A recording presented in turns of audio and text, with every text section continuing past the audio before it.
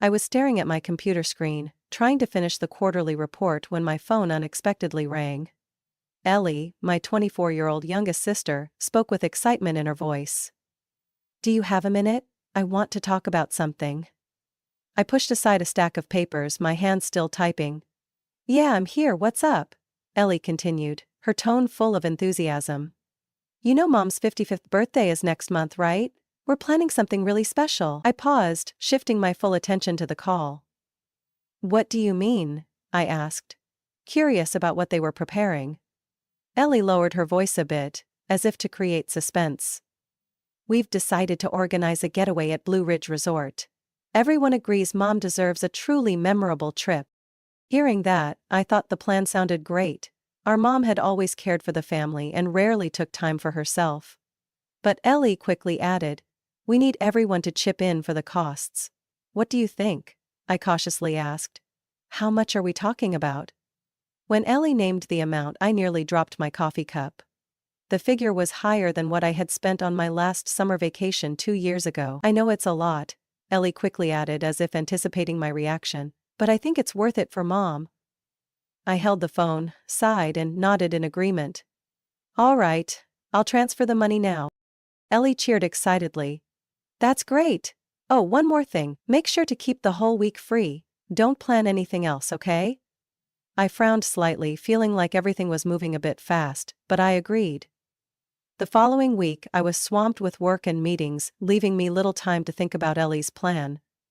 Every time I asked for details, Ellie would just smile and say, "Everything's being taken care of, you don't need to worry." I didn't think much of it, assuming they had everything under control. Time flew by, and Mom's birthday was quickly approaching. On a Saturday evening, our whole family gathered at my parents' house for dinner. The atmosphere was lively, filled with laughter and chatter. While we were eating, Ellie suddenly looked at me, smiled and said, "We've finalized all the plans for Mom's birthday. Next week, we're all going to Blue Ridge Resort." Mom beamed with joy, and Dad had already started talking about the outdoor activities he wanted to try, but when I asked about my role in the plans, things took an unexpected turn. I sat silently in my chair, staring at Ellie, hoping my youngest sister would laugh and say this was just a joke, but everyone at the table remained strangely quiet, as if waiting for me to agree. Finally, Ellie broke the tension with a sickly sweet voice. "You know, Mary and Jack, Jessica's kids love spending time with you. And with Mike's 3 kids added in, they'll definitely have a great time being with their amazing Aunt Jillian." I frowned, my voice catching in my throat. "Wait, what do you mean, you want me to watch all 5 kids?" My mom immediately interjected, her tone gentle, as if trying to soothe me. "It's just for 1 week, Jillian. You know your father and I aren't able to keep up with the little ones anymore, and your siblings could really use a break. You're so great with the kids and they love you." Her words felt like a knife piercing my heart. She didn't even ask if I wanted to do it, they had already decided for me. I turned to Ellie, trying to keep my composure. "So, everyone already knows about this? I contributed money, took a week off work, and now you expect me to stay behind and watch 5 kids while everyone else enjoys the vacation?" Jessica stared down at her plate, avoiding eye contact. Ellie, however, tilted her head nonchalantly, as if this was no big deal. "You understand, don't you, Jillian? You don't have a family or kids to worry about. Besides, you don't really enjoy loud places like resorts, so this is the best arrangement for everyone." My heart felt like it was being squeezed. Those words echoed in my head, over and over. You don't have a family or kids to worry about. They had planned everything without asking me, without caring about how I might feel, treating me as nothing more than an easy solution. After all the years I had sacrificed to support this family, this was my reward? I was nothing more than a sidelined figure, someone they thought would always agree, no matter how unfair the situation. I stood up, my voice shaking but filled with determination. "If that's what you've decided, then I won't stay. I've already given too much of my time and money to this family, but I won't do it without even a shred of respect. I wanted to be part of Mom's vacation, but if that's not possible, then I'm not your babysitter either." I turned and walked away, leaving their stunned faces behind. My heart ached, but I knew this was the first time I had ever put myself above them. I spent the entire night tossing and turning, thinking about what Ellie and Mom had said.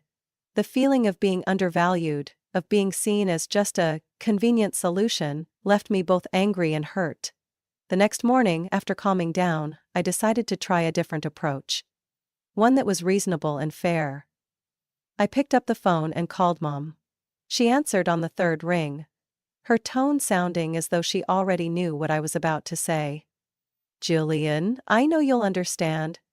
You've always been the most considerate one in the family." I tried to keep my voice steady. "Mom, I've thought this through carefully. I want to suggest a solution. I'll hire a professional nanny to take care of the kids for the week. This person will be experienced, fully vetted, and I'll cover all the costs. That way, I can also join the vacation without anyone having to worry." There was a brief silence on the other end before Mom's voice returned, suddenly cold. "No, Jillian, I can't trust a stranger with my grandchildren. The kids need someone they're familiar with, and you're the best person for the job. This idea of yours is completely irresponsible." I felt like a bucket of cold water had been thrown over me. "Irresponsible?" I repeated, trying to keep calm. "I'm trying to find a solution that works for everyone, including me. Why is it such a problem for me to want to be part of your celebration?" Mom let out a heavy sigh, as though she were dealing with a child who just didn't understand. "Jillian, you know the family needs you. Ellie and Jessica have their own responsibilities, they have kids and families to take care of. But you only have yourself. And the kids adore you. This isn't a big deal. Just 1 week." Before I could respond, my phone buzzed with another call. It was Ellie. Reluctantly I switched over, but before I could say a word her sharp voice cut through. "What are you doing? Mom just told me about the nanny idea. Are you trying to ruin everything? When did you become so selfish?" I couldn't believe what I was hearing. "Ellie, I'm just trying to find a way for me to also enjoy the vacation. I've already contributed money, taken time off work, and now I just want to spend time with the family, like everyone else. What's so wrong about that?" "Don't you get it?" Ellie snapped. "We've planned everything already. We need you to watch the kids. This is the best solution for everyone. You always make things harder." Her words cut deep, like knives. "Harder?" I repeated, my voice trembling slightly. "Ellie, you and Jessica planned this without ever consulting me. You decided my role for me, and now you're calling me selfish?" Ellie lowered her voice but kept her accusatory tone. "We just thought you understood how important family is. If you keep acting like this, don't expect forgiveness from anyone." I put the phone down, my hands shaking. I had always given my all for them. But now, I was the one being labeled selfish. Tears streamed down my face, not from sadness, but from anger. For the first time in my life, I realized I could no longer bear this unfairness. After days of enduring criticism and manipulation from my family, I realized I couldn't keep going like this.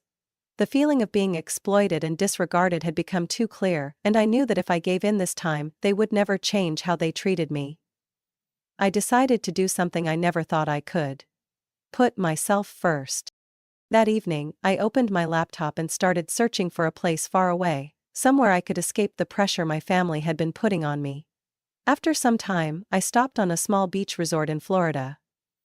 The images of white sandy beaches, swaying palm trees, and gentle waves lapping at the shore brought me a sense of peace I hadn't felt in years.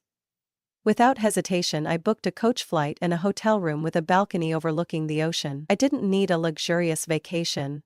Just a place where I could breathe and rediscover myself. The next morning I packed my bags, bringing light clothing and my favorite book, things I never had the time to enjoy while constantly fulfilling my family's endless demands. I didn't tell anyone, didn't explain, and didn't try to justify my decision. My phone kept buzzing with calls from Mom, Ellie, and even extended family members, but I ignored them. By now, I knew I didn't owe them any answers. When the plane landed in Florida, a wave of relief washed over me. Free from the criticism and expectations, I stepped out of the airport and took a deep breath of the salty sea air. The peaceful scenery and warm sunlight felt like a balm for my soul. The hotel was small but cozy, with a balcony offering a perfect view of the ocean. I spent my first afternoon sitting there, watching the sun paint the horizon in shades of red. Finally feeling free, for the first time in years. In the days that followed, I cherished every little moment I had previously denied myself. I walked along the beach, letting the warm sand slip between my toes. I spent hours at a small roadside cafe, reading my book and savoring every sip of coffee without rushing. I even signed up for a beach yoga session, something I had always thought I didn't have time. On my last evening in Florida, I sat on the balcony with a glass of wine, gazing at the sparkling stars overhead. I no longer felt guilty or worried about what my family might think.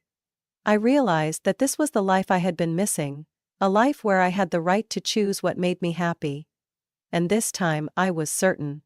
I would never go back to being anyone's convenient solution again. Diana added, "And your past." While I was enjoying my peaceful days in Florida, my phone kept buzzing with messages and calls from my family. At first I ignored them, but curiosity eventually got the better of me. The first messages were from Ellie. "Jillian, where are you? We're standing outside your house with the kids, open the door." Then Jessica chimed in, "Jillian, the kids are asking for you. You can't just disappear like this." I read through the messages, imagining them standing outside my empty house, confused because I wasn't where they assumed I would be. Soon, the tone of the messages shifted to anger. Ellie wrote, "You seriously don't care about the family. How could you abandon the kids like this? You're unbelievably selfish." Jessica joined in. "We trusted you and you've betrayed the family. Mama's been crying all morning because of you." These messages only made me feel lighter. I had always borne the brunt of their unfair expectations. But this time, I didn't feel guilty. Instead, I felt like I was finally doing the right thing. The next day I received several missed calls from Mom. When I finally answered, her voice was full of anger. "Jillian, what have you done? The kids are confused. Ellie had to stay home with them instead of joining the vacation, and everyone is criticizing you. Don't you feel ashamed?" I took a deep breath, keeping my voice calm. "Mom, I've made it very clear I want to be part of your vacation, not stay behind as a babysitter. If no one respects my decision, that's not my fault." Mom paused, seemingly shocked by my words. Then her voice turned cold. "If you can't understand that family must come first, then you are not the daughter I raised." I stayed silent, not responding. Her words no longer had the power to hurt me as they once did. I knew I had changed.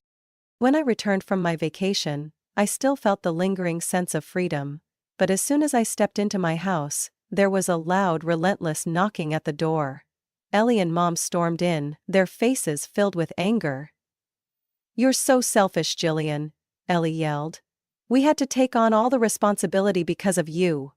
Mom added, "The entire family is disappointed in you. You've ruined everything just because you refused to help." I looked at them, feeling an unusual calm.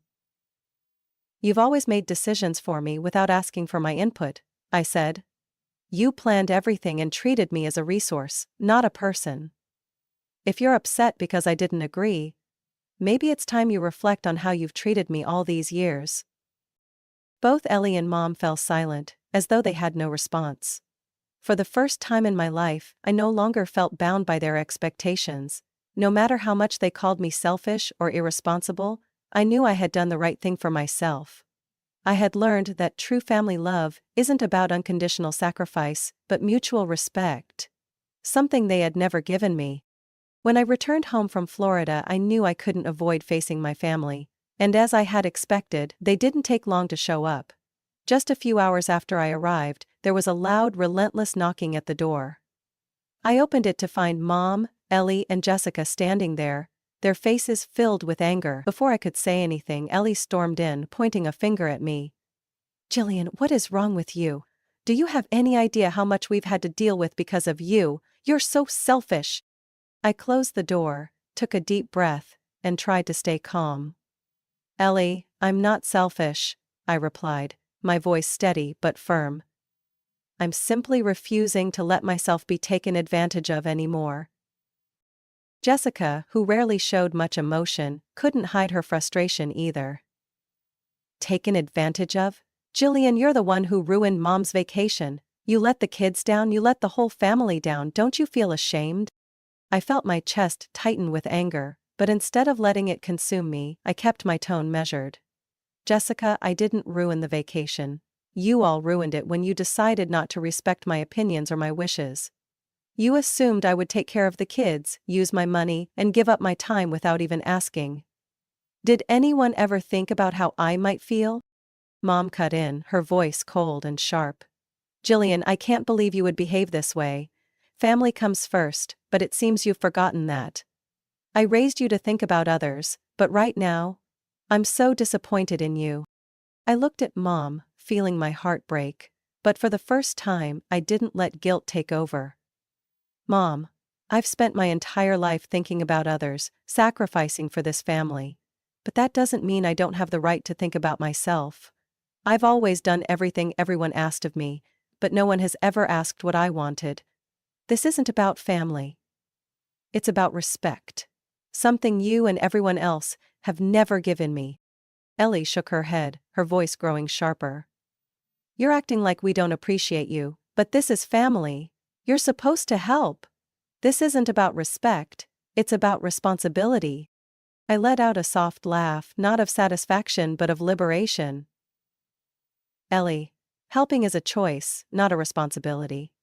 And if this family truly valued me, you wouldn't force me to do things I don't agree with.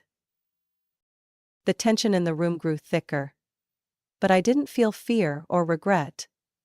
I had said everything I needed to say, and now I knew I had done the right thing. They could keep blaming me, keep being disappointed, but I had found the strength to stand up for myself. For the first time, I felt free. Jessica let out a heavy sigh, folding her arms across her chest, her eyes filled with disappointment as she looked at me. Jillian, don't you see? This is your family. We've always been there for each other, always helped one another, but now you're only thinking about yourself, and that's just selfish. I looked her straight in the eyes, my voice calm but firm. Jessica, you're right. Family is about helping each other. But that has to come from respect and understanding, not from obligation or being taken advantage of. I've helped everyone for so many years, but when I needed understanding, no one listened. This isn't a family that supports each other. This is a family that demands and imposes. In order to threaten the world? Anna told her sister. Ellie jumped in, her voice rising as if she couldn't accept what I was saying. You're acting like we've treated you poorly, but the truth is, you've always been willing to help, and now you're turning your back on everyone over this one small thing. You're just making yourself out to be the victim. Jillian. I frowned, feeling a surge of anger rise in my chest. Ellie, do you have any idea how many times I've sacrificed important things for myself to help everyone else? How many times I've canceled my own plans, given up my time and energy, just to support this family? And now, when I simply want to join this vacation as a normal member of the family, I get criticized and called selfish. Do you think that's fair? My mom stepped forward, placing her hand on the table, trying to regain control of the situation. Jillian, if you feel hurt, I'm sorry, but I still think you've overreacted. All I wanted was for this vacation to go smoothly, and now it's become a mess because of your stubbornness. I shook my head looking at her, and for the first time in my life, her words didn't make me waver. Mom, this vacation became a mess not because of me, but because no one asked for my input from the start. No one respected me or saw me as an equal. I've always tried to fulfill my role, but that doesn't mean I don't have the right to say no when something isn't fair.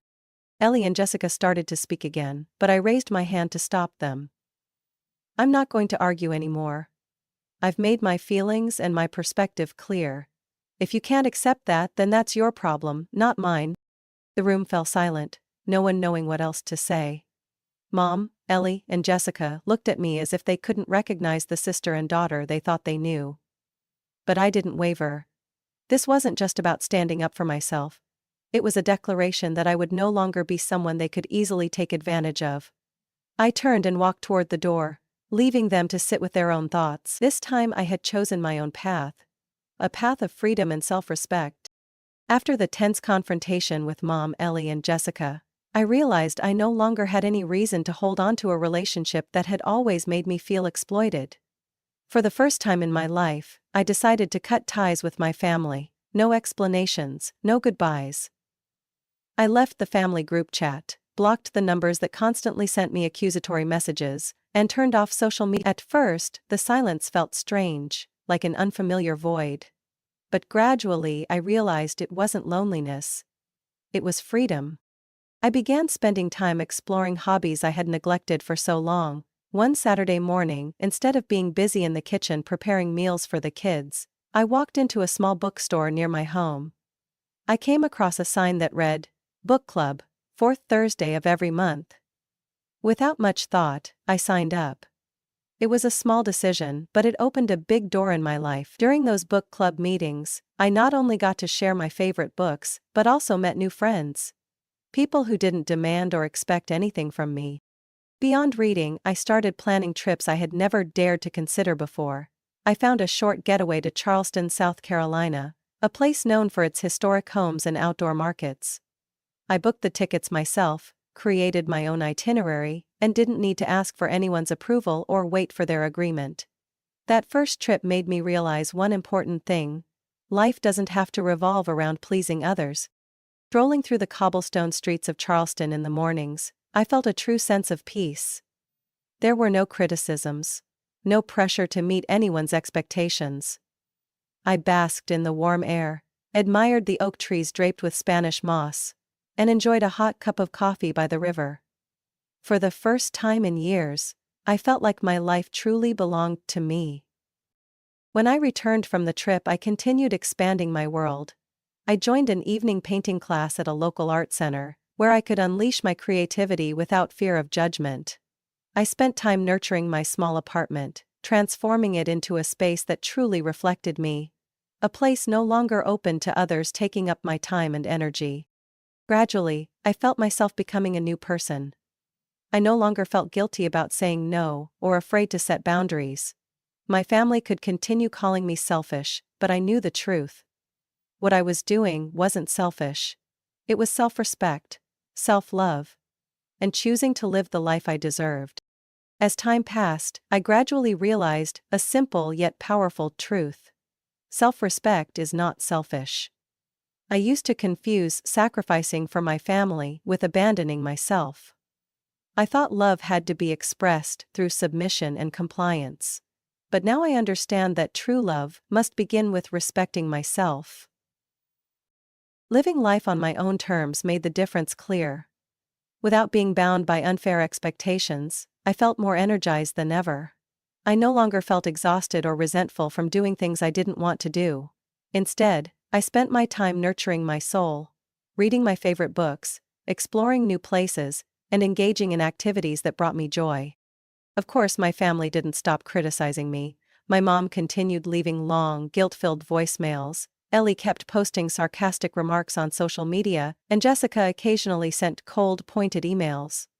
But instead of feeling hurt or angry, I simply deleted them quietly. Their words no longer held the power they once did. I had learned how to protect myself. Not by confronting them or trying to make them understand, but by letting go of things that no longer aligned with my life. I don't know if my family will ever understand my decision, but that doesn't matter anymore. I've chosen my own path, the path that leads to peace and freedom. And I will never look back. The lesson from this story is the importance of setting boundaries and respecting yourself. In life, sacrifice and helping others are valuable, but they shouldn't come from obligation or exploitation. Saying no when necessary is not selfish, it's a way to protect your balance and personal happiness. We need to learn to prioritize ourselves, listen to our feelings, and let go of relationships that lack mutual respect. Self-respect is the foundation for building a peaceful and meaningful life. Share your thoughts on this story. Have you ever faced similar situations? Don't forget to follow the channel for more meaningful stories about family, life, and valuable lessons. Let's spread positivity together.